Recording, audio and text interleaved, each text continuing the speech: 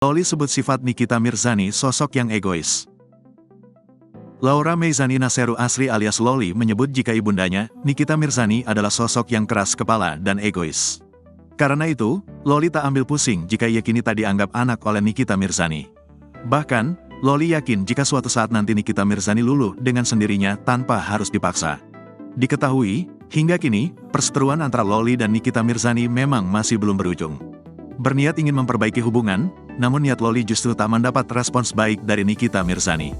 Loli pun menyebut Nikita Mirzani sosok ibu yang keras kepala dan egois. Maka dari itu, saat ini Loli memilih legowo dan percaya suatu saat nanti Nikita Mirzani bisa memaafkan dirinya. Ibu aku ini tipikal yang keras kepala ya, egois.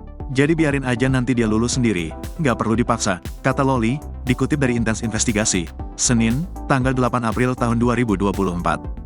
Loli pun menyebut dirinya bakal terus berupaya agar hubungannya dengan sang ibu bisa membaik.